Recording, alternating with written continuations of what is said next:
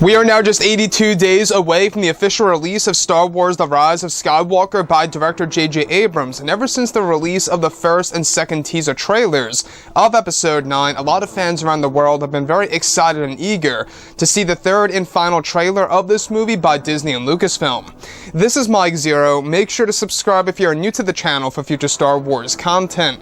Now, what's really exciting about this film is that we do know that Episode 9 is, of course, going to serve as a revelation movie with many different twists and turns, as well as surprises that will lead to saga-wide implications within the Skywalker saga itself. Now, on top of all of this, these past couple of weeks or so, we've been learning a whole lot more about this film, and when it all comes down to various shot descriptions of the upcoming Trailer 3 of this movie, this is where things begin to get very exciting for Episode 9. Now, specifically, what's really intriguing about all of this is that shot descriptions consisting of a sequence where it's explained that Rey and Kylo Ren are described to be engaging in a lightsaber duel, where it's explained that they are fighting inside of a hangar bay, where one of the sequences is said to involve Rey running on the walls of the interior of Kylo Ren's Ravager ship, where as Rey is running on the walls, it's described that the ship is said to be tilting that allows Rey to do this as she sprints towards Kylo. Kylo, however, is described to be running toward Rey as well, and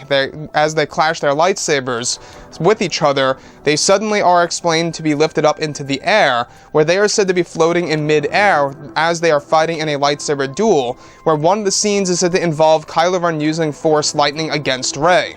The next describes a sequence in which Rey is said to be meditating with a Jedi holocron inside of a large kyber crystal cave, where as this happens, it's explained that dialogue of Anakin Skywalker can be heard in the background that is said to be brand new dialogue talking about the Force and the ancient Jedi. As this happens, it's explained that Rey's facial expression seems to be as if she is overwhelmed by the Jedi holocron, where the blue hue is making her face glow in that color, where the giant crystals are seen in the background.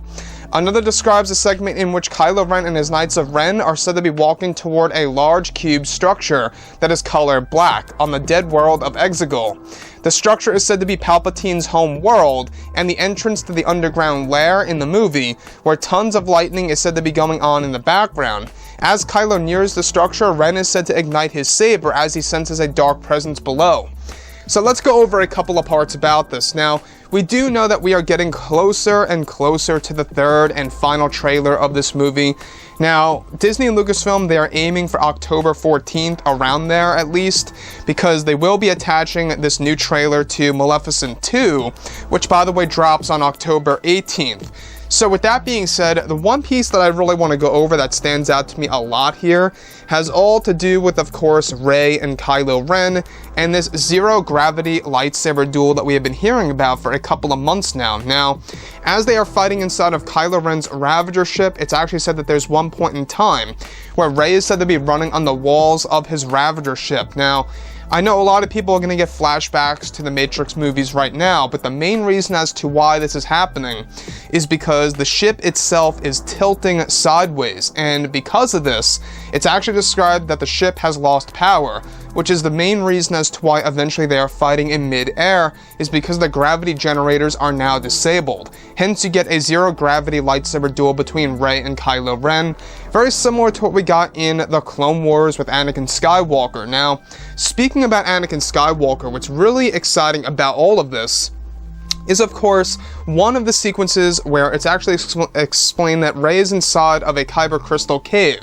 Now, we've been hearing about this kyber crystal cave for a very long time now, and how it serves as the entrance to the Lost City. By the way, the Lost City is a place underneath the surface of an unknown world in the Outer Rim that serves as the ruins of the Jedi and the Sith before the times where they were actually split apart. So, inside of this kyber crystal cave, Rey is said to be holding a Jedi holocron, a cube-like holocron, where as she's studying this, it's actually described that Anakin Skywalker's dialogue is said to be heard in the background in a faint way, that is said to be brand new dialogue, not dialogue from Episode 3 or anything around those lines, but brand new dialogue reaching out to Rey at this point in time, where Rey is said to actually seem very surprised about this Jedi device that she is looking at and the knowledge that it contains. Now, Whose holocron is this? That's the biggest question open on the table for discussion. It could very well be Luke Skywalker's, as some of the leaks that we have gone over a couple of weeks ago suggest that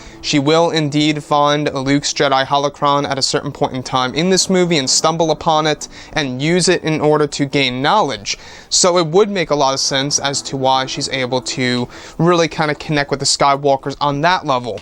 Now, the other thing on top of this, I will say, is that this movie really is going to deliver when it comes to Jedi, Sith, and Force lore. They're really trying to sell that as the main part of Episode 9. You know, apart from the war that's going on in the background, they also want to sell this movie as a film that's going to be very heavy on that aspect of the franchise. So anyways, guys, drop a comment below. Let me know what you think about all of this in the comments, and if you guys did enjoy the content for today, do make sure to drop a thumbs up on this video to support the channel. I thank you all so very much for the kind support, and I'll catch you guys next time.